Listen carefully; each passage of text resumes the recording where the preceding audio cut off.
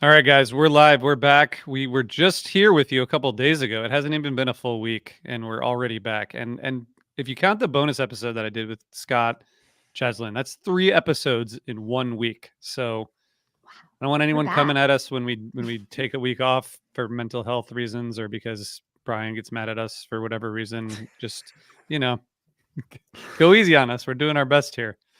This How you is guys like doing? 2021 HF Pod output right here. Just like endless Oh, stream man. of HF Pod. I love it. Seriously, that Well- December we were on like twice a week, just relentlessly. That was when I was getting my my audition, and you were like, you have to come on twice a week while you're supposed to be teaching school and just fucking deliver. But I did. I didn't even know that was happening, by the way. I don't think You I did? was even aware. Brian, was it just you cruelly making this up for me? Well, hold on. RJ was my boss at the time. He paid my salary, which paid my mortgage, and he told me to have high standards. And so I wasn't just going to let anybody on the podcast to talk about fish. Like, what I is love this? it. No, That's a I good had point. never podcasted before. This isn't- so to be fair, This isn't I needed almost it. always there. We don't just have guests on and just like let them rant. Wow. Wow. Shots fired. All right. Shots fired right away. Speaking of, let's just get to the point here. We're talking about fall 2021. This is going down in history. This is going to be a controversial one, I think. For the youngsters out there, I think there'll be no controversy. For the oldsters, maybe a little bit. But before we get into that, Meg, you and I have a show on November 2nd in Albany, Reprise We do. at Lark Hall. We that do. went I will into- not be performing.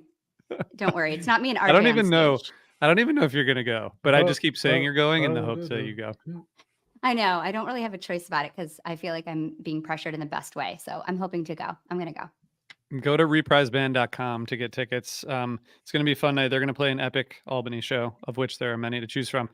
Okay, Megan, is there an update on Moment with Meg? Yes, there is. I have a new episode out. I get to interview my first woman that I've interviewed on the show so far. I get to talk to Sammy Garrett from Cool Cool Cool.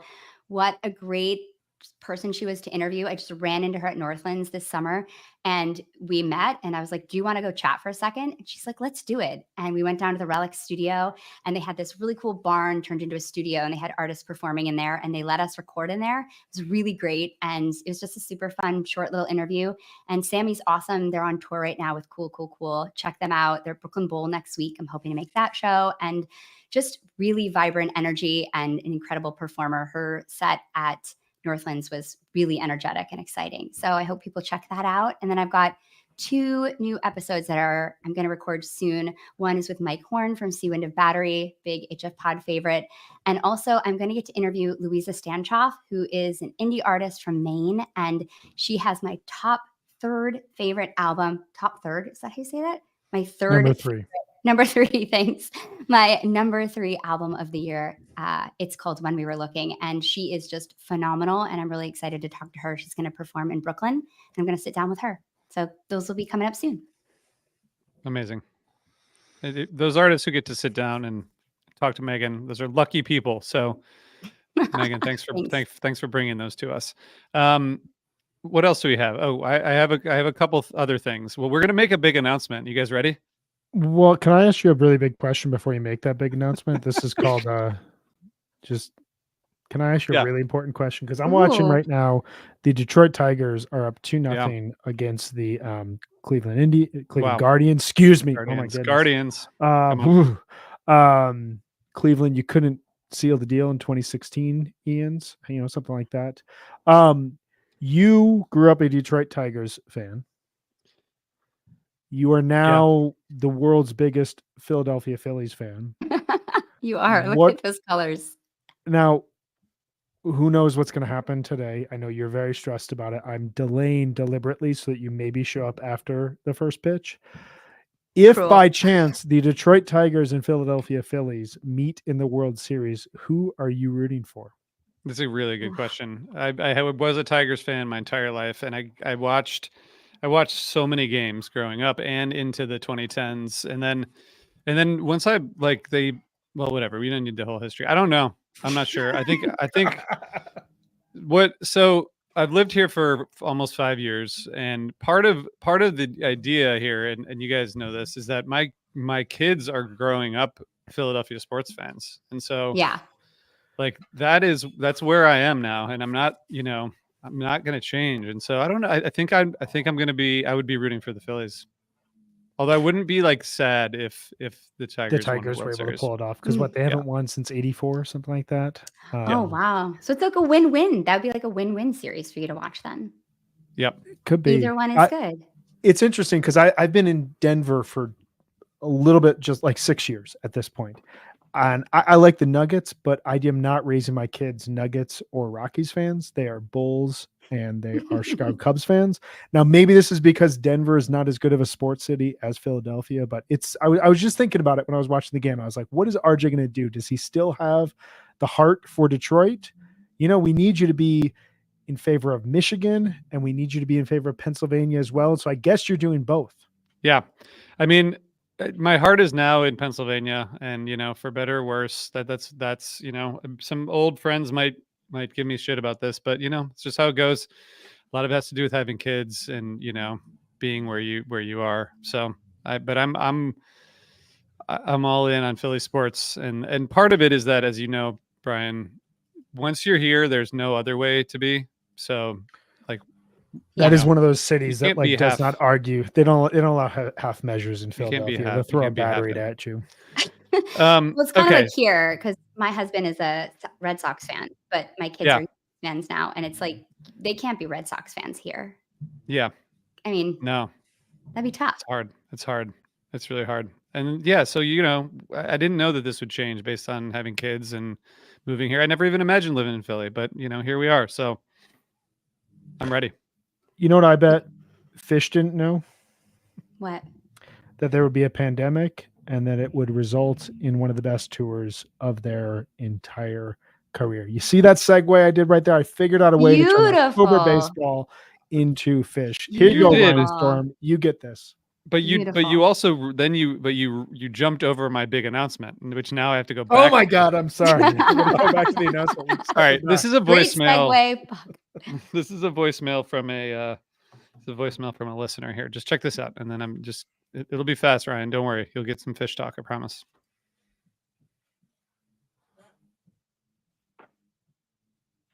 Hey y'all, this is Alex calling from North Carolina. I just always appreciate the content that you provide, but I also want to say, holy cow, thank you for turning me on to Northwoods. You had recommended it. I put it in my queue. It slowly came to me, and I just finished it in the last week, and I was completely blown away. Yes. Really, I read a ton. I read a ton of, fun stuff.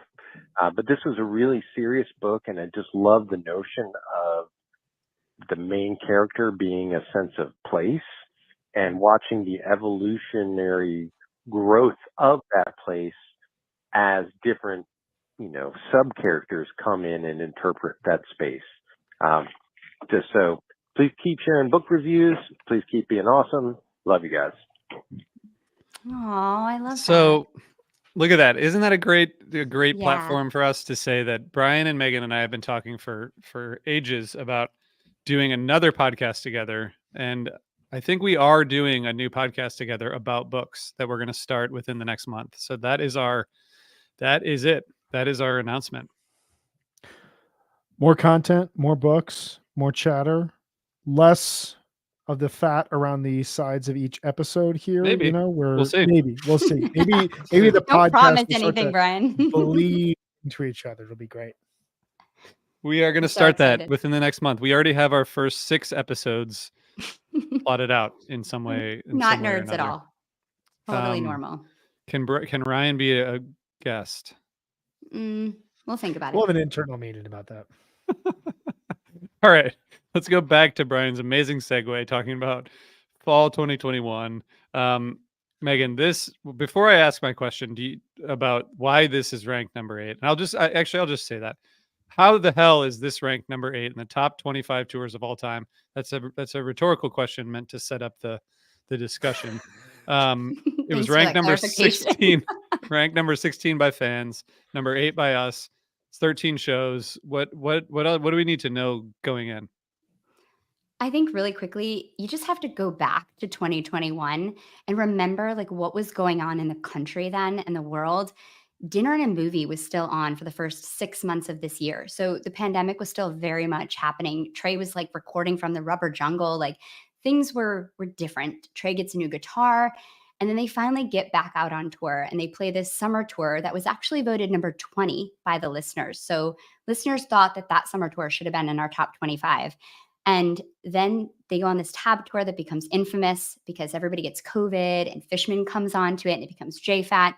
And then they go on this fall tour. It's 13 shows, mostly in the West Coast or areas over there. And the biggest thing about this tour, though, guys, are you ready for the jam chart numbers for this tour?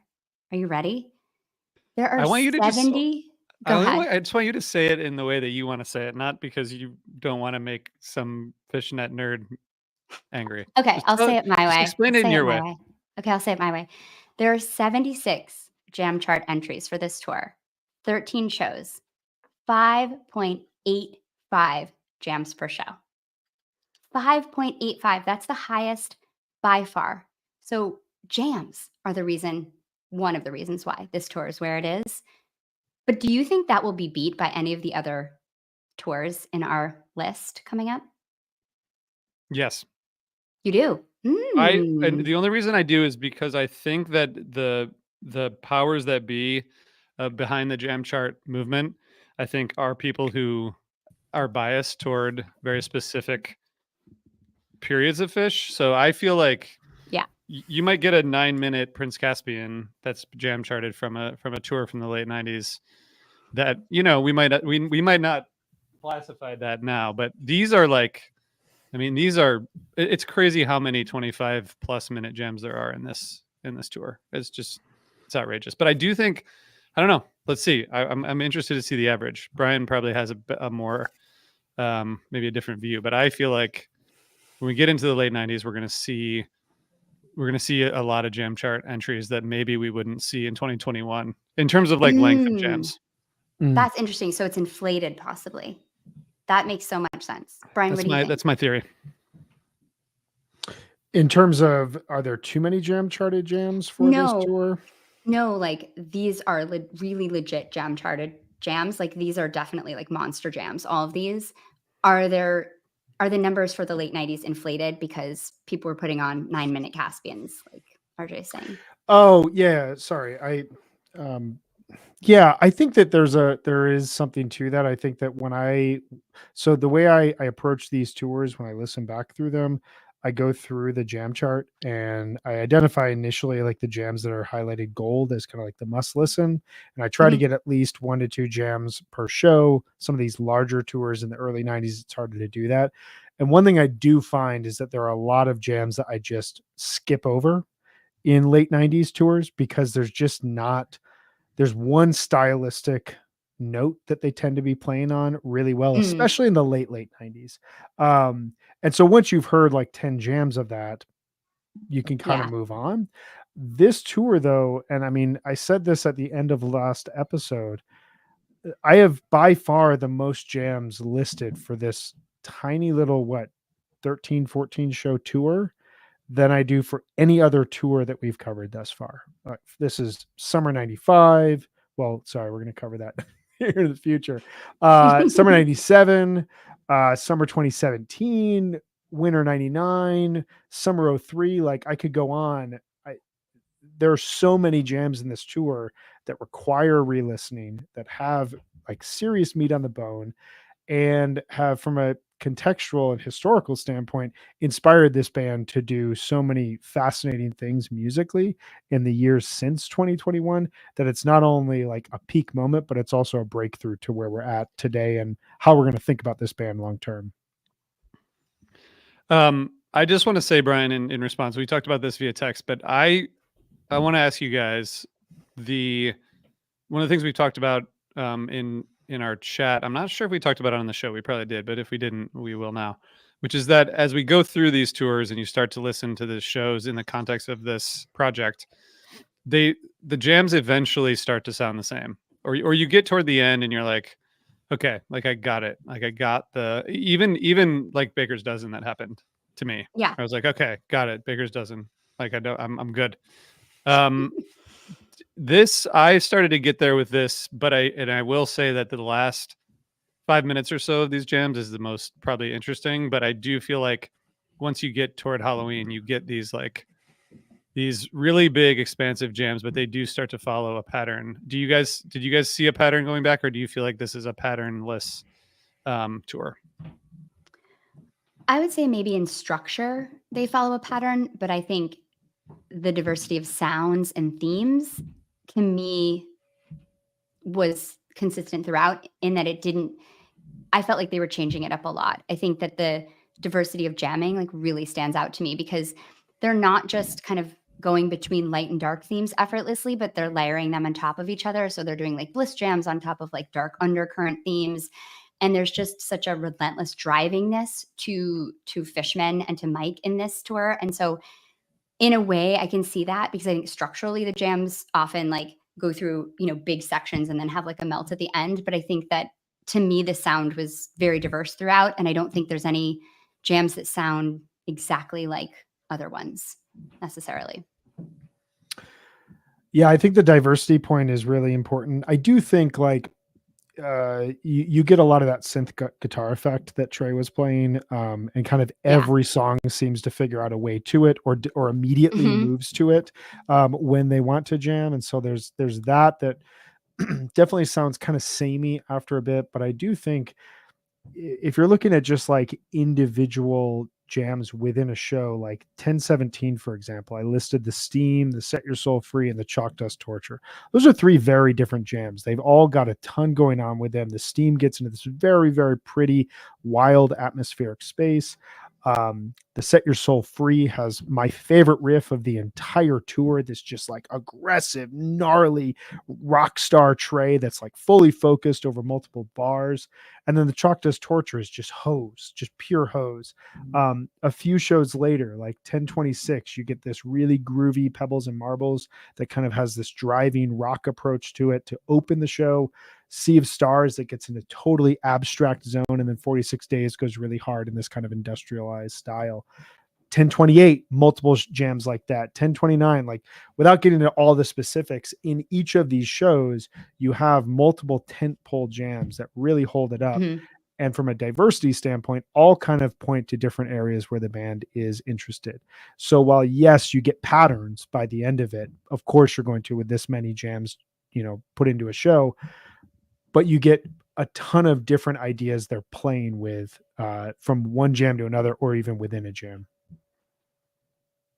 I think that last 5 minutes of industrial sludge that you get, like in almost every big jam, is the part where things get most interesting, even though they are slightly different. But I think that's where the structure thing comes in. Like you kind of know that that's coming after a while, but it doesn't. But actually, as they get toward Vegas, it kind of stops, and that particular piece of it isn't as predictable, and it starts like being mixed in more sporadically, which I think is interesting. I think also to that point, I think that this is, we found this out shortly thereafter, but they wrote the songs for Sci-Fi Soldiers before the summer tour. And they were just kind of jamming, and it was an exercise to get them kind of back in the groove before they hit the road. That sound, when they finally debuted that record, and nobody knew that background info when it happened, but when they finally debuted that record, you heard stylistically what they had been doing for the entire summer. So I think to your point, the summer and fall, I think to your point, RJ, that kind of like weird industrialized groove, the sludge of noise, kind of strange rhythms, which would lead to sometimes really bad lyrics, but also kind of fun lyrics to just yell out loud. You heard it all in the jamming leading up to it. So there was clearly a thematic starting point. Yeah, I think that theme is really strong. Of it all leads up to, like you're saying, a Sci-Fi Soldier, which think what you want about the music. I have a lot of thoughts about it, but this idea of like a mission through space, to me, is something that's really like clear throughout this whole tour. And of course, in hindsight, that looking back, but there's just this feeling of like propulsion and relentlessness that's moving through, and just kind of like this feeling like they have a purpose and they're going somewhere. I love that feeling throughout this whole tour. And even though they're feeling really exploratory, it feels very kind of purposeful and commanding in a way that I think is super exciting. Yeah. Well, I mean, I think this. Yeah. Can I make one other stylistic Yeah. point? Yeah. Sorry, I'm just going to. I was going to talk about Sci-Fi Soldier, but I can wait. I've got a lot of points to make. I have a so I'm just confession gonna about start that. here. So Start the point I here. want to make, one thing that really defines this tour and really kind of sets it apart, and maybe this is like a good place to start talking context and all of this, but is not only are they jamming a lot, but they're jamming out of pretty much anything. Mhm. Like this isn't, and this sets up kind of where we'll see the band go in 2022 and the better parts of 23 and 24. But like Frankie Says, Carini in an encore slot, Steam, Pebbles Free, and Marbles. Pebbles and Marbles, the MoMA Dance, Yem. I mean, there's like crazy ones, 20 examples. Years Later, what's it called? Two Versions of Me has a jam. Your Pet Cat has a jam. Don't Doubt Me has a really great jam, which in its debut. Wombat has a really good jam. Like there's a lot of songs that are played that aren't necessarily thought of as reliable jam vehicles or jam vehicles at all, that they're thrown out there. The band starts to jam them and we see, you know, the origins of a song or the origins of a sound impact this larger theme and these larger styles they're playing in. Okay. Well, let's get well, one of the themes I want to talk about quickly is just the scene and setting. This is a big part of it to me. We have a whole different kind of setup here in terms of the places they go, the places they're playing. There's no detours from the West Coast. It's all way outside of Phish's home and the home for what 80% of shows probably that have been played by Phish. So I think that's a big part of it. And I think it kind of like, just think about where the tour starts, with California and then going up to Oregon. And they're not really hemmed in by what I bet is on the road, like pretty freeing in a way to not be in the Northeast. I think being in the Northeast is probably a little bit stressful, just with like the people, the history, the fans. I feel like it's just a lot. Yeah. It's interesting though, because 7 years prior to this, they did a tour of the West Coast for their fall 2014 tour, and it kind of fell flat. And I don't know if you remember, like when you and I went to the San Francisco show, it was way more mellow being in a basketball arena in San Francisco seeing Phish than it was seeing Phish in a basketball arena on the East Coast. Like there's a contagious energy. And like, if you think about fall 2013, that's a whole tour through the Northeast. There's so much pressure, but there's also just like that release every night of like, these are our people. And then a year later, they do this tour on the West Coast, perhaps freeing, but maybe too freeing because it was a little bit flat. This has that strange mix of, there was still the honeymoon effect of Phish coming back. We're going to shows. Things are returning to normal. This feels really good. A year ago, we were not doing this. We were stressed out about the election. We were stressed out about COVID, all this sort of stuff. Now we're at Phish shows and it's a little bit less pressurized than the summer was, but also like the band is still operating at close to a 10. I think it really benefits from that. I think this whole year benefits from that feeling of gratitude that they're getting to perform again. I think similar to 2003, this feeling of like, oh, we're actually getting to do this again. And like, let's not take that for granted.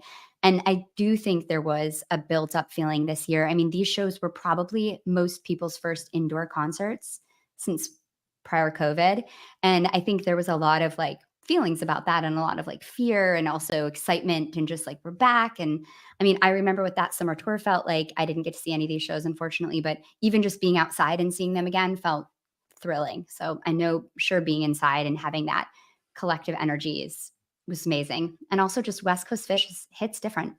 And when it hits right, it hits fucking right. So yeah, I got to get back out and see some Phish out West soon. Well, they got to do them first. This is true. Yeah, Last I know. time, I'm waiting. we're 18 months away right now from the last West Coast tour, which was 18 months after this. So maybe this spring, who knows? We'll see. We'll It's see. not gonna happen this fall. I'll be there.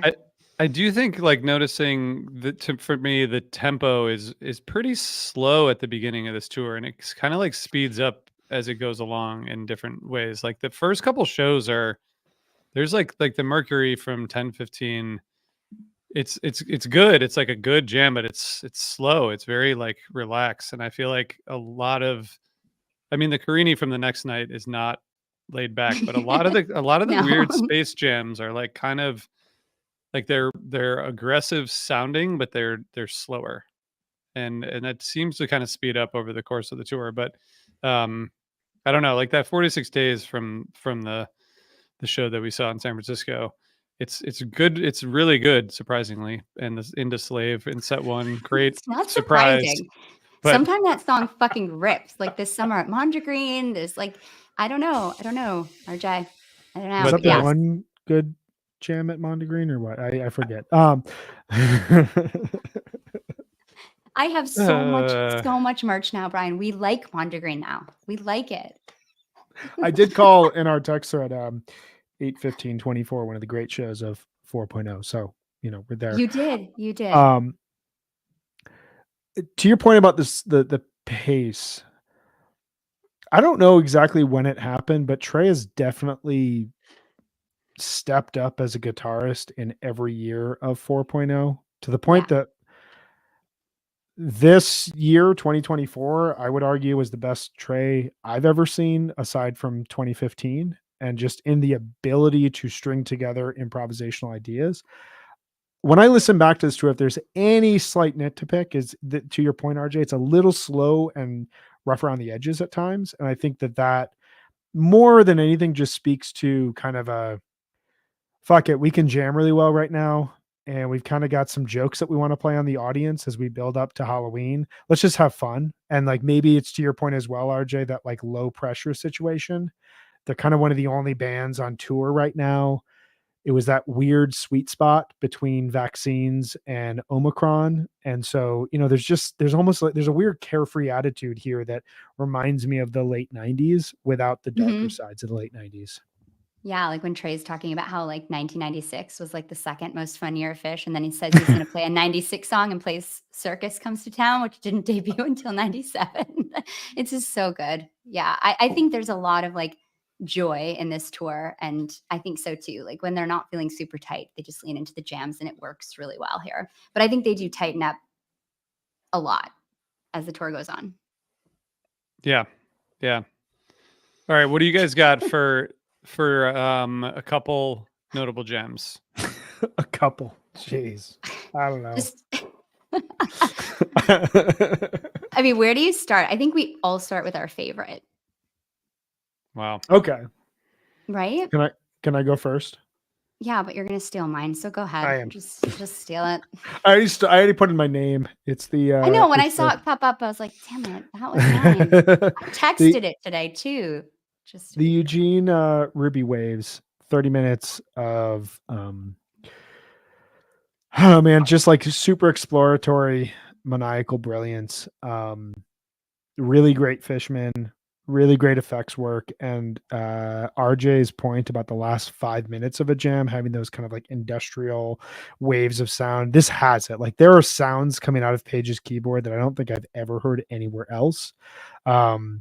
Has a real Eno and like krautrock type of feel to it towards the end, and just like this beautiful beat that Fishman is playing. Real minimalist. We're recording on October 9th. Rob Mitchum just wrote about 10/9/99, and he wrote about the Ghost and how the band strips away Trey strips away all the loops. Page is playing just like chords. The band is playing completely in sync, and it's a very ambient type of end to that jam. And this reminds me of that, where like the band doesn't feel like they need to put anything else on. It's just, let's be in this moment for like 5 minutes. We'll move into another song. Everything will be great, but like, let's just hang here because this is a really special place of music we found. So Meg, I know you love it as well, so I'm going to throw it over to you for the rest of the details. Yeah, I just want to shout out that last 5 minutes. Every time I listen to it, it blows me away. I think it's in my top 5 like favorite things Fish has ever played. It just has such a primal feeling to it. It just has this like heartbeat that like hits so deep and it's just also like sounds like just a fucking sick disco dance party. Like, and Trey's just soloing over it, and it just it's so compelling. And I think I've listened to those 5 minutes like 10 times this week, and I never get sick of it. So good, and the whole jam is just it's just a perfect journey. But yeah, anytime you want to end with 5 minutes like that. And there's actually a few of those jams on this tour where the last 5 minutes are just like mind blowing. Like you were saying, RJ. It's cool.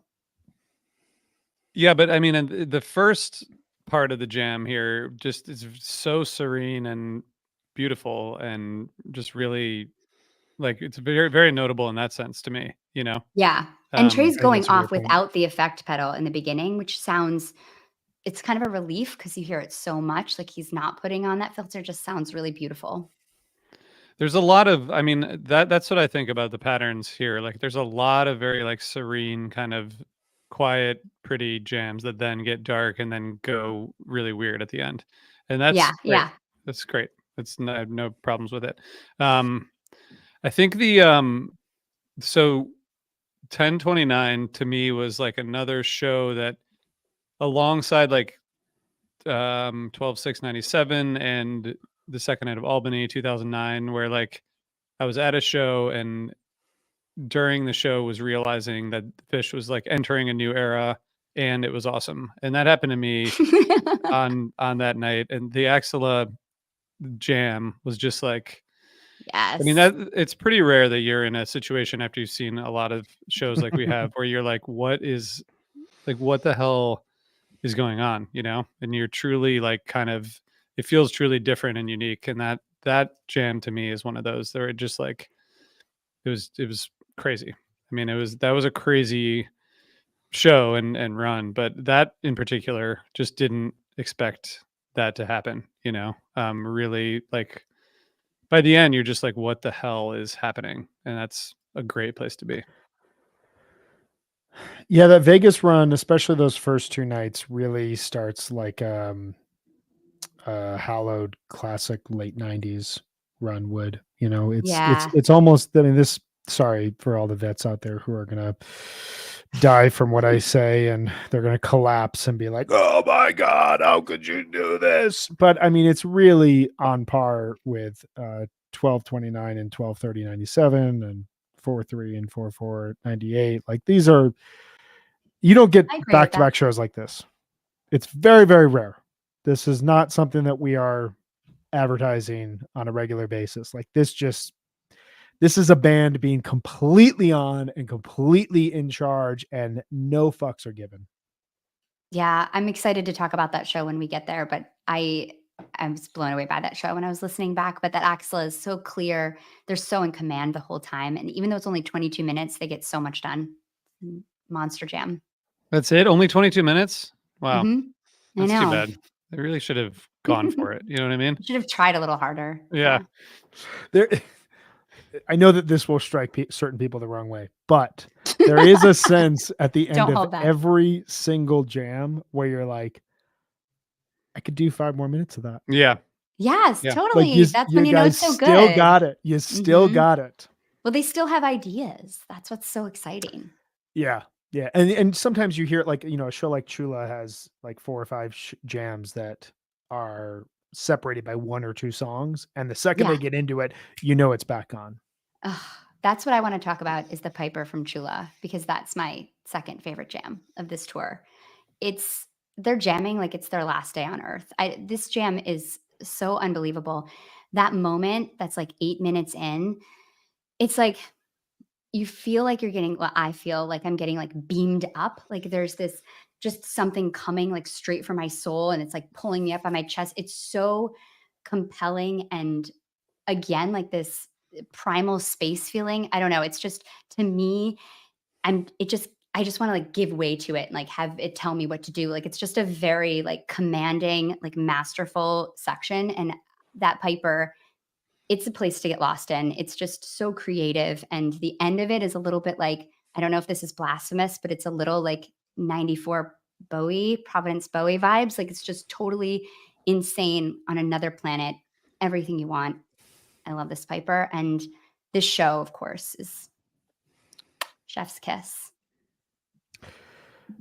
There's a rule with Fish that if they play a jam in the fourth quarter, it is automatically that much better because this is the time for like Golgi and Antelope. But instead, they're like, no, we got 10 more minutes and we're going to go a little bit deeper here. Yeah, that Piper's insane. That whole show's insane. I don't think you're being blasphemous, although I do think that it's funny that we are resorting to comparing shows and jams to the highest of the highs to just back up our argument. But I think it's also the truth, you know? I think yeah.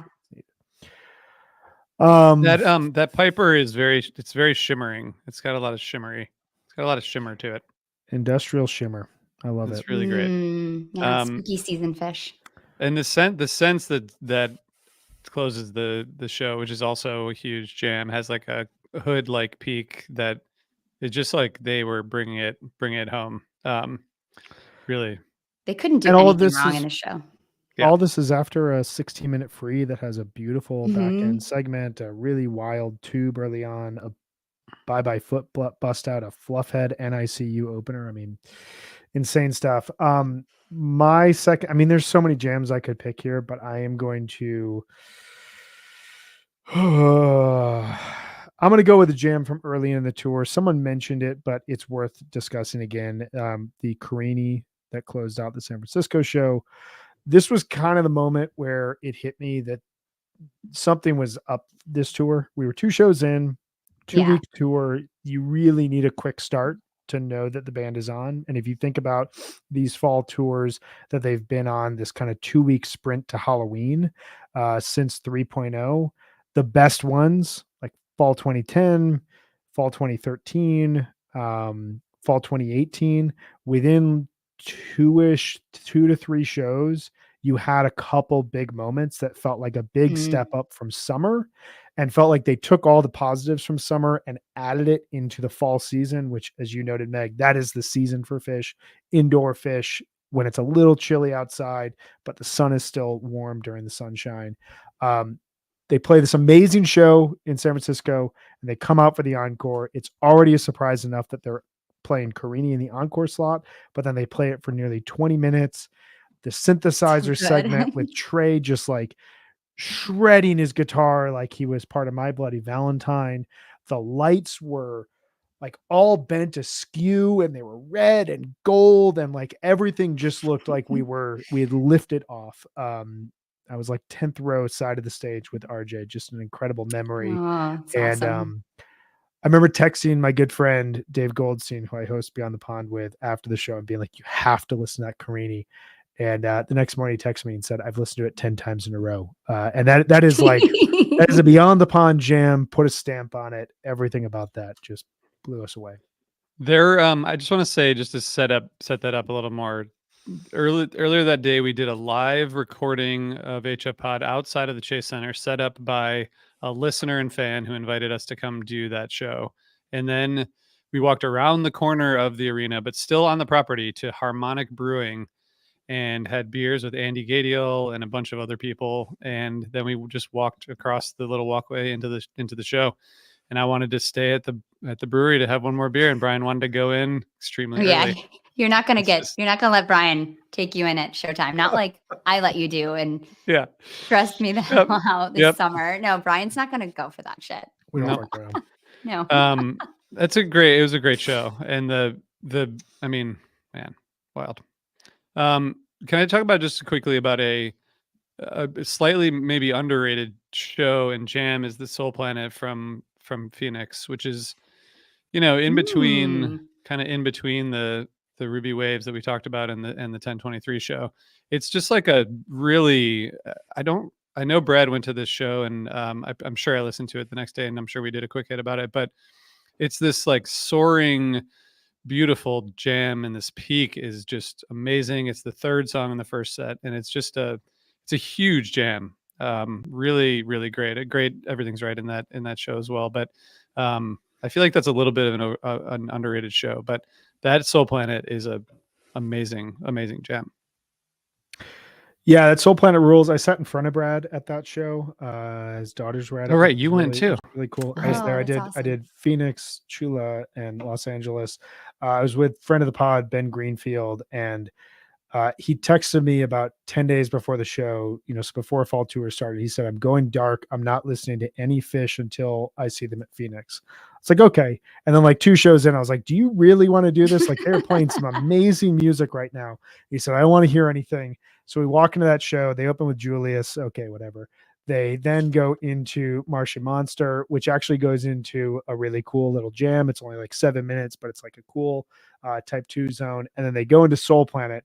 And he turns to me and he goes, why are they doing this to me? And I said, just wait. Just wait. And like 6 or 7 minutes later, he was like, oh my God, this is the greatest tour ever. So it convinced even the haters. I think that's one of good. my Really good favorite show. things about this tour is their willingness to go really deep and weird, even in the first set, even in the first song. They'll just like go there. They'll just completely lay in. And that's the fall vibes to the Indoor Fish thing. I've loved listening to that like during this time of year because it's like that time of year. And every time I'm outside at like dusk, I'm thinking like, oh, people are just like walking into these venues and like, I don't know, it's just been fun to listen to. But I love their commitment to going deep, even in the first set. We have to talk about another possibly underrated show, but a show that we got a voicemail about from a longtime listener, Jackson, who is a fairly recent father of twins. Oh my goodness. He's been on the pod a bunch. Here, can I just play this for you guys? Mm-hmm. Yeah. Hey guys, this is Jackson. As you are talking about fall 2021, I'm sure you're going to be talking about all the completely sick shows that are played on this tour. I want to make sure that the Santa Barbara Bowl show is not overlooked because it definitely is underrated compared to many of the other shows on this tour, but it is one of those shows that you can press play on and listen to all the way through. I mean, a 20-minute Pebbles and Marbles opener, into Makasupa, into Sample, into the debut of Silverlight, into Haley's, into Mountains of Mist, everything with the short jam completely flowing into one another in a really cool and unexpected way. And then the first hour of the second set is an amazing Fish, especially Beneath a Sea of Stars into 46 Days. 46 Days is demented with sick tension and release in a really dark way. Perhaps the best Sea of Stars ever, and then a completely amazing encore. Fuck Your Face, Meat Stick, Lizards, A Life Beyond the Dream. I know there's so much to talk about on this tour, and the fact that this show is often skipped over is a testament to how great this tour is, but go back and give this show some love. Love the pod, love what you guys do. See you out there. He couldn't be more right. Mm-hmm. I tried to limit what songs I listened to from this show just from a time purposes standpoint, and I ended up just listening to the whole show because as he just described, once you get into a new song, you've pretty much segued from the last one, and really quickly you're into a jam space, and so you got to hear how that resolves, and then that happens again. It's a fluid show. Aside from the Pebbles, there's no massive 20+ minute jams, but there's a lot of really, really cool, diverse ideas spread across an entire show. Cannot recommend it enough. Plus the encore is really cool. Yeah. The end of that Pebbles and Marbles, when Mike starts singing Things on My Mind, it's so cool. It's such a cool moment. It's really cool. What a great opener. Megan, I'm going to do a quick break, and then I want to hear from you. All right, Megan, what else you got for us? Well, I want to talk about one of the bigger jams, but then I feel like I'm contractually obligated to talk about the 2001 to 1999 just because it's like very me. And it was my running playlist. Like for so long, if I wanted to go for a run, I would put on this 2001 into this 1999. It's the tightest groove that Fish, one of the tightest grooves they've ever played. I'd say it's just dance heaven, party vibes, like so high, but also on point. It's not like party Fish where you put on, it's just like kind of playful. It's like really honed in. And I love how the 99 just kind of like descends into madness. And it's just, to me, it's one of the best openings of all time. It's crazy. That whole show is just insane. And of course it's the one show of the 4 that I didn't see. But It's just like Atlantic City. good version of 555 and 46 Days, like back to back. I just want to that like 32 minutes of those two songs, Megan, it's amazing. The 46 Days has this, that's like the 4th song, I guess, probably. And that has like some MPP 15 46 Days vibes toward the end. It like gets really, it's just, man, that show is just, it's I don't know what else to say about it. Brian, what would you say about that show? Before Brian jumps in, I just want to say they also hit the 12:30:19 notes for a few seconds at like 6:35 of that 46 Days. It sounds just like the 12:30:19 tweezer. Yeah. Wow. Damn. I think the closest comparisons to this show are like the Fuck Your Face show, Jam Filled Night, maybe 12:30:18, just with all the crazy bust outs in set 1. But like it there's like a fan fiction element to this show. You know, you get all these bizarre covers and rarities and songs out of place, and the whole numbers aspect. So the set list just looks really weird on paper in a really cool way. And because of the design of the show, everything kind of has to be jammed out. So you get a 555 jam, you get a really cool 20 Years Later jam, you get a 7 Below, and then an If 6 Was 9 huge jam. You get the resurrection of 5 Years, probably the last time it will ever be played. Two versions of Me jams. First Tube has a jam. Character Zero has a jam. Like everywhere in this show. And it all feels, in the moment, it felt really weird. Like, why are they playing these songs right now? Like, this just structurally it just feels like you have stumbled into a Phish show starting at 3:00 in the morning, but the band is also playing like they just woke up and are ready to go. I don't know. This is the magic of what this band can do. And I think it's probably really hard to nail a show like this because it doesn't have the beats that even the following night, which is, I think, just as good, 1029, but 1029 is a little bit more of like a standard structure to a Phish show, you know, with like, here's where your jam vehicles are. Here's your big songs. Obviously that Axilla 2 jams, but like this show is so weird, similar to Jam Filled, similar to Fuck Your Face, that it's that much more surprising that the band was capable of bringing it within each of these jams. Yeah, I totally agree. I have kind of a hot take about those two shows, but I don't know if we're talking about shows yet. Are we talking about shows? I think we need to, we finish our jams, right? No, I think we jammed out. We're like Fall 21. We've just been jamming the entire time. That's how I feel. Brian, do you disagree with that? I don't want to.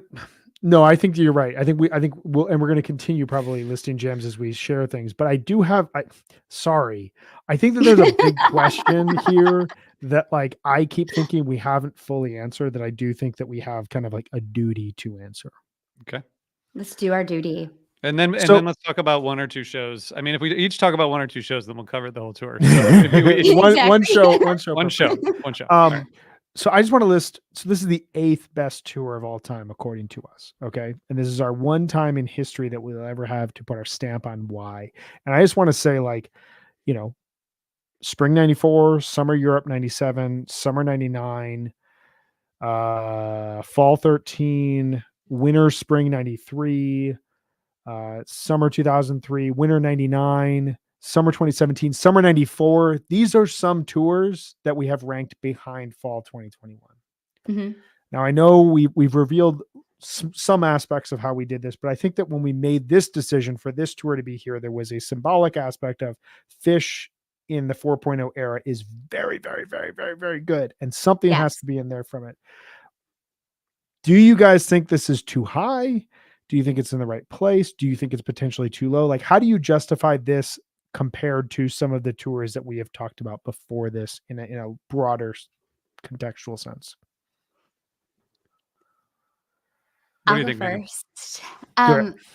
I don't think it's overrated. I think that the fan vote had this at 16, and I don't think you get the tours that we've had in 4.0, like, and you don't get like the Greek tweezer, you don't get the Mexico chalk dust from 24. You don't get these things without fall 21. I think summer 21 was good, really good, but fall 21 was excellent. And I think they needed a tour like this in 4.0 to kind of prove that they were at this level in 4.0. And I think it was super inspiring for them and for the fan base.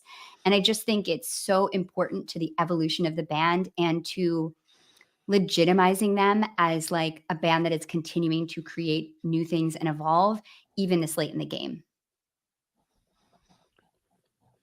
Yeah, Agree with that, RJ. I think it's a little too. I think it's too high. But I think we have a nostalgic. I think we have an emotional connection to this that is for all the reasons we've already said a bunch of times. Like Interesting. post coming out of the pandemic, post COVID. I mean, of course, there's many 25-minute jams. There's a lot of really interesting shows. There's some great shows. I think putting it above Summer '94, that's tough. That's tough.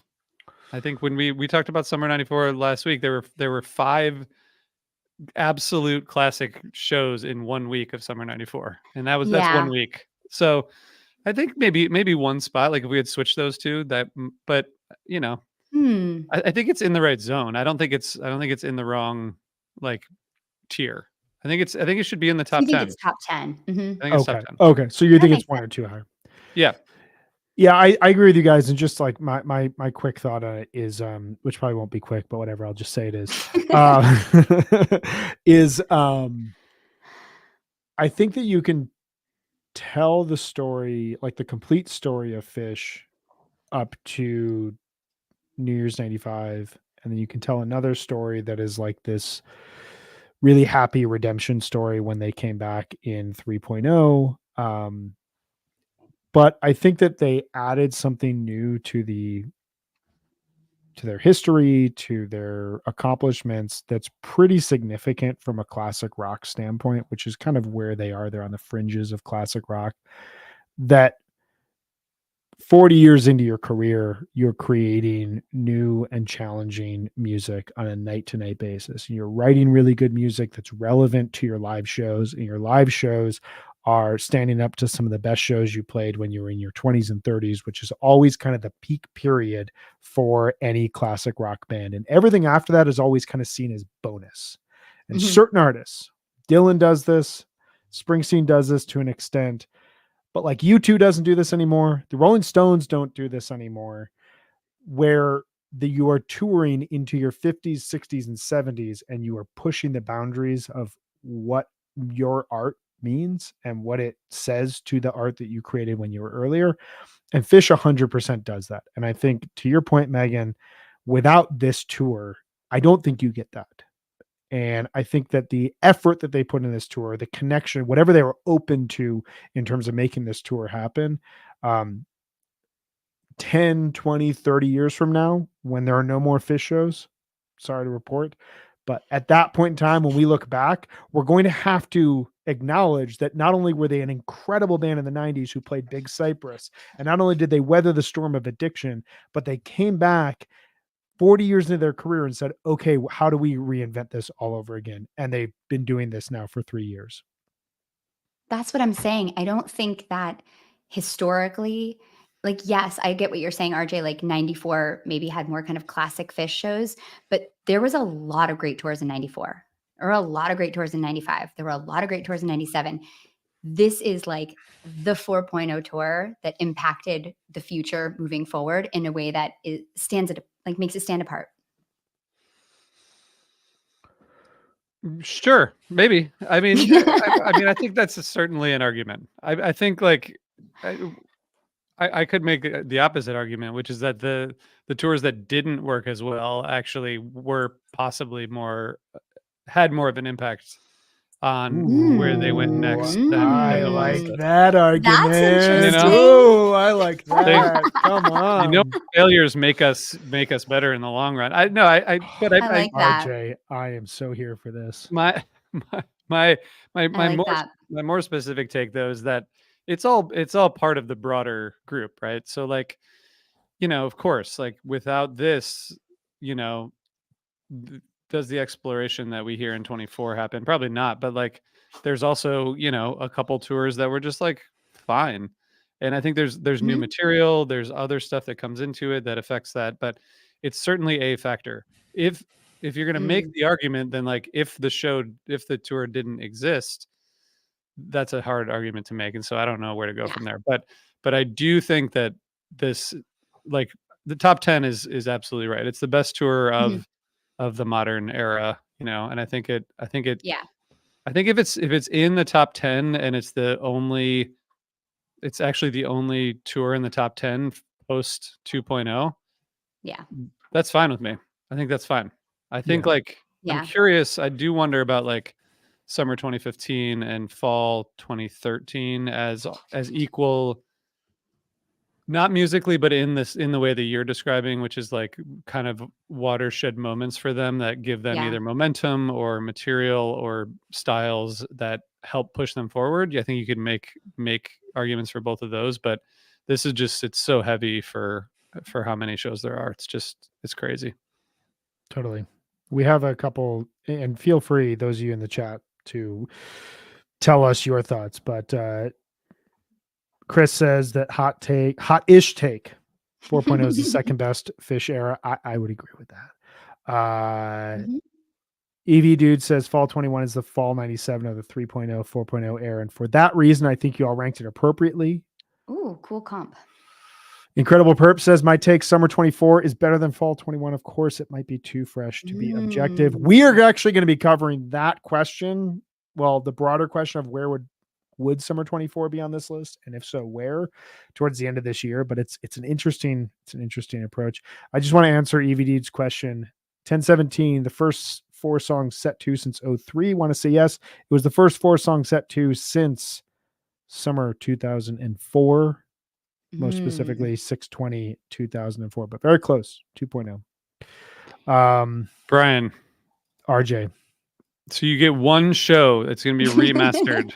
It's going to be remastered, and we're going to bring back. We're bringing back George Martin. He's going to remaster one show from this tour. What show are you remastering? And why? I think I am going to go with. There's 5 right answers here. I am going to go with 1023, the Chula Vista show. Attendance bias. I have to give my nod to that. This is the only time I've ever been on the rail at a Fish show. I felt like I was watching rehearsal. It is one of the coolest experiences I've ever had. Really nice people around me. Nobody forcing me to dance like crazy, like I don't want to. I just got to stand there with my arms on the guardrails, and I got to just watch Fish create music. And it wasn't just a show; it was one of the best shows I've ever seen. The third best show I've ever seen, specifically. So, yeah, I think if we're going to get like a DVD vinyl release, let's go 1023 Chula Vista. What do you have, Megan? I like that pick. So this is my feeling. I really love 1029. I like it more than 1028. I think it's probably the kind of climax of the tour, not in terms of like the best show, but I think one of the best shows. And to have a show so late in the tour that kind of like reaches that point, it just stands out to me because it's just straight ripping, like no gimmicks. It's just a perfect Fish show. The first set, this set list, like Trey, just look at this set list and just do a version of this. Like every first set should be like this, like huge Axla 2, like powerhouse opener that jams out, fucking perfect Mike's groove. And I always wanted this way that just like absolutely blasts of euphoria and just closes the set down. Like they've done that a couple times like recently, and it's just so perfect.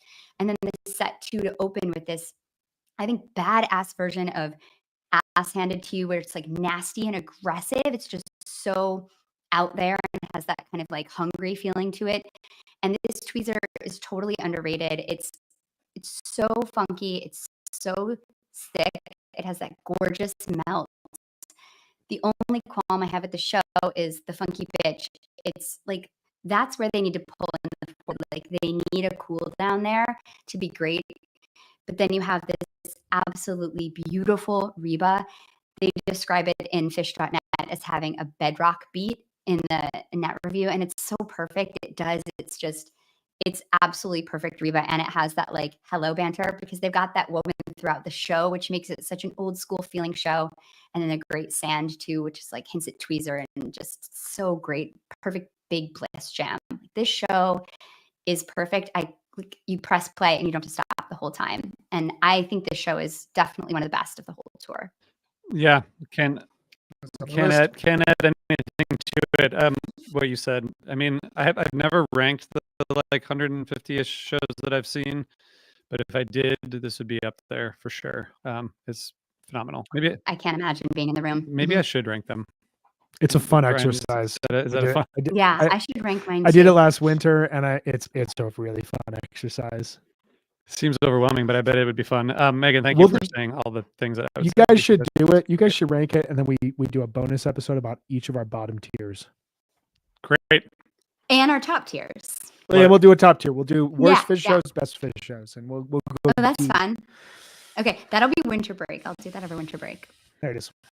Okay. got, Well, I kind of want to go back to 1016 because I think I think that show, the Carini Encore, kind of gets most of the attention, which is appropriate. But the whole show is really, it's a great show, and again, attendance bias. But the Bathtub Gin, the 46 days into Slave in set one, which is interesting and fun surprise. You have that for the Bathtub Gin, which is like they start speeding it up, and then it's crazy, and then you have like the long Frankie Says, which just doesn't even make sense, and then the Encore. It's a really good show, really, really great show.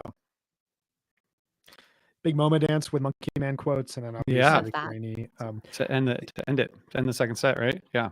Yeah. The most abrasive thought that I had during this show. Do you want to know it? Yeah. So they do that Haley's 46 days jamming into Slave. Oh my God, mid first set Slave. What is happening here?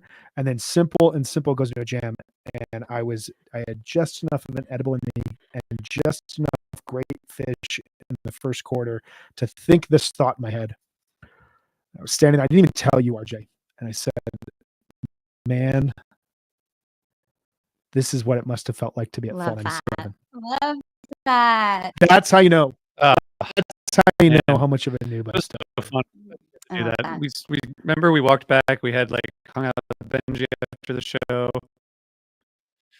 Then we flew back to Denver and went to a wedding. I tried to get you to podcast. You kept telling me that our hotel was like, oh, it's just up the road. And it was like 45 minutes away, and I had all of our gear in a backpack. And I was like, can we just podcast when we get back to the hotel? I still wish you would have podcasted late night. I know. We should have. Next time. Speaking of next time, we have according to our schedule, we have a week in between these series. We did talk about doing a show next week.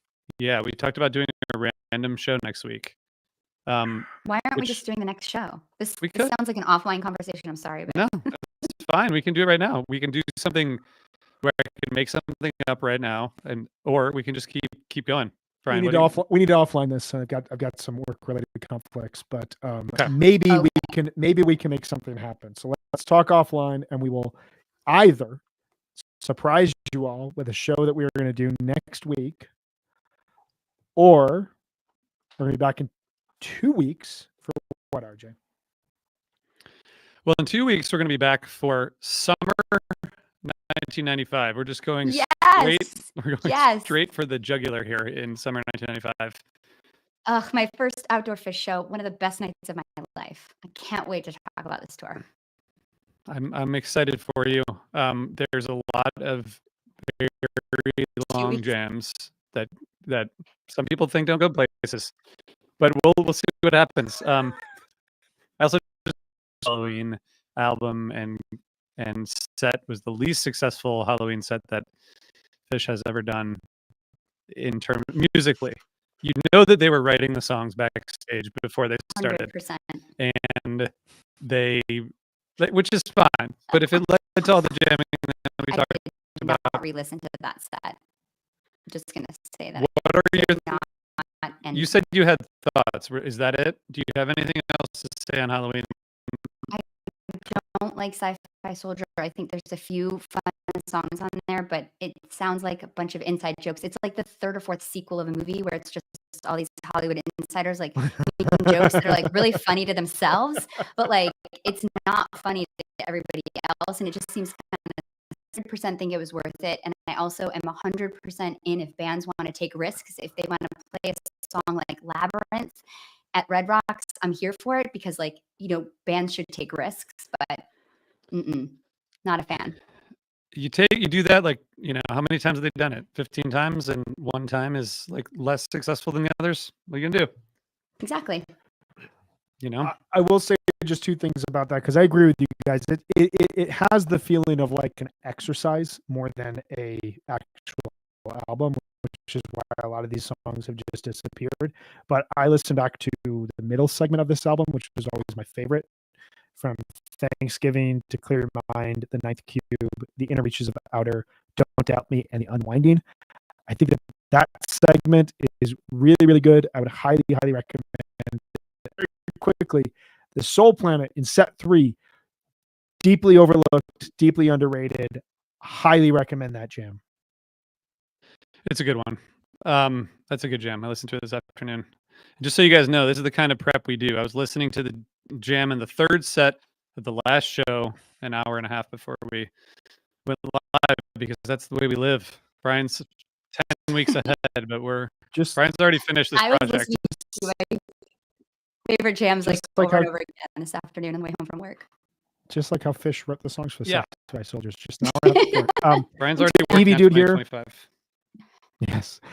Kind of surprised that Summer 95 is not the top 5. We're going to talk about that. This is a democracy, which means sometimes you, and I say you, I mean me, have to accept things that you don't like. It just happens sometimes. It's unfortunate. But we all love being with you, and so we'll be back with you either next week or the following week. But we're definitely going to be back. There's a lot to do. So thank you guys for joining us. Much. Thank you. All right, I think that's it. We have to go do stuff now.